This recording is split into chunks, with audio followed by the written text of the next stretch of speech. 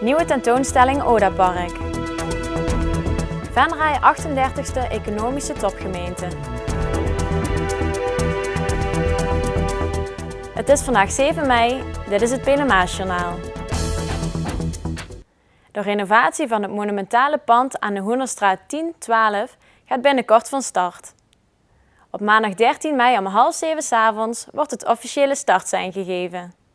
Het pand wordt het nieuwe thuishonk van Koninklijke Harmonie Euterpe en MMSK Sint-Petersbande, die hun krachten hebben gebundeld in de stichting Odeon.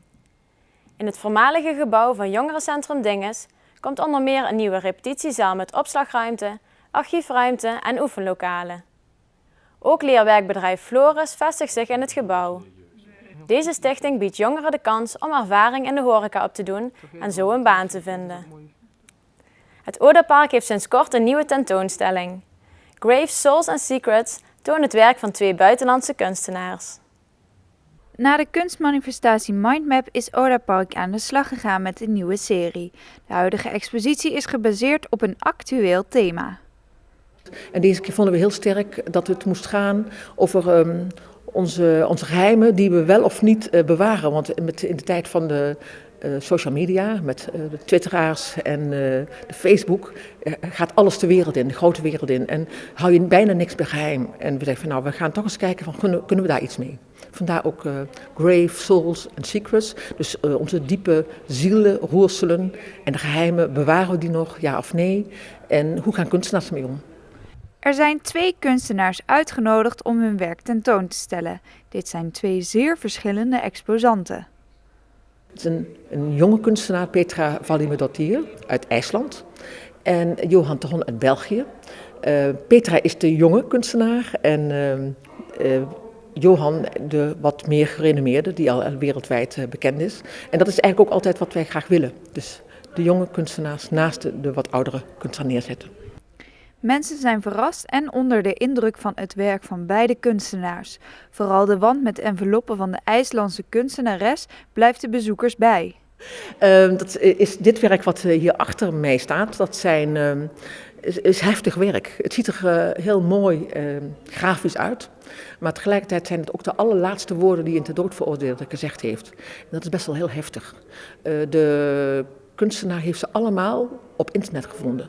Alle laatste woorden of teksten en zinnen die een ter dood veroordeelde gezegd heeft in Amerika, die kun je gewoon vinden op internet. En dat is best wel heftig natuurlijk als je dat realiseert. Dat niemand meer zijn eigen dingetjes, zijn eigen geheimen of alles wat hij maar als laatste gezegd heeft, dat je dat kunt vinden op internet. In de kelder van het theehuis is werk te zien van de Belgische kunstenaar Johan Tahon. Zijn kunst zet de bezoekers aan het denken. Het lijken aanvankelijk mooie beelden, sculpturen, maar als je je wat dieper verdiept, weer meer verdiept in het werk, dan merk je van die heeft toch wel iets heel heftigs, heeft die man. En hij probeert het zijn hele leven, waar hij mee struggelt en waar hij mee vecht, in zijn beelden te leggen. De expositie valt binnen de moeilijke tijden voor de cultuursector. Toch gaat het Odapark niet bij de pakken neerzitten. We hebben echt de keuze gemaakt. We gaan niet gewoon zitten kniezen van we krijgen bijna geen ondersteuning meer. We moeten het allemaal zelf zien te gooien. De sponsoring valt steeds verder weg.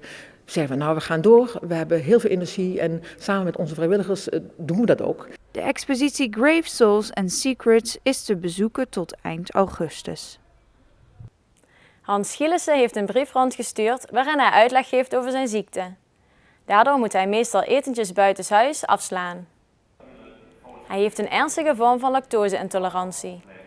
Lactose is een melksuiker dat in bijna alle soorten melk voorkomt. Het wordt vaak verwerkt in gerechten. Zelfs de geringste hoeveelheid kan zijn gestel fors en pijnlijk ontregelen, waardoor Gielissen in zijn functioneren wordt belemmerd. Het komt voor dat de burgemeester daardoor op het laatste moment afspraken moet afzeggen. In zijn brief vraagt hij begrip voor de situatie.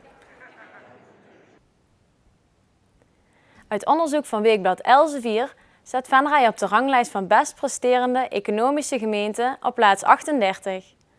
Venray eindigt daarmee als 1 na beste gemeente van Limburg. Wethouder Jan Lonen is tevreden met deze positionering. Nou, het is een lijst die je vergelijkt ten opzichte van andere gemeenten. Dus iedere gemeente heeft het moeilijk. Het is ook een lastige economische tijd. En als je in staat bent om toch ten opzichte van andere gemeenten te stijgen, doen we dus beter als die andere gemeenten. De eerlijkheid gebied te zeggen dat ook Venlo het goed doet. Horst doet het ook goed. In Limburg doet Roermond het beste. Die staan landelijk op plek 5, wij op 38. Je kunt zeggen dat de regio Noord-Limburg het in algemene zin goed doet. En Venray ook. Nou, dat ligt misschien toch aan de beleidsuitvoering die we de afgelopen jaren gedaan hebben. Goede voorzieningen gecreëerd, goede infrastructuur. En dat werpt dan toch zijn vruchten blijkbaar af. En ja, dat levert succes op. Het adviesbureau Louter voert jaarlijks het onderzoek uit naar de economische ontwikkeling in alle Nederlandse gemeenten. De gemeenten worden beoordeeld op een aantal belangrijke kenmerken. Op een enkele tientallen criteria geloof ik wel. Op beschikbaarheid van arbeid, op verkoop van bedrijventerreinen, op voorzieningen die er zijn, op snelheid van handelen. Op een groot aantal criteria worden we gewogen. Nou, en als blijkt dat je daar goed op scoort en dat je ook hoger stijgt. Er zijn wel meer dan 400 gemeenten in Nederland dan. Hè, en als je nummer 38 bent, nou, dan kun je alleen maar blij zijn dat je zo hoog staat. Tot zover het Pelemaasjournaal. Tips kunt u mailen naar de redactie. Deze uitzending wordt herhaald tot en met woensdag 12 uur 's middags. Morgenavond is er een uitzending van Venray in Bedrijf aan tafel. Weer of geen weer, bij ons is het altijd vakantieweer. Aankomende nacht blijft het op een bui na droog. Er kunnen enkele mistbanken ontstaan. Morgen overdag is het vrijwel droog. Er zijn zonnige perioden en de temperatuur kan oplopen tot zo'n 22 graden.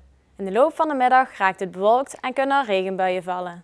Bedankt voor het kijken. Namens het hele team wens ik u nog een fijne avond.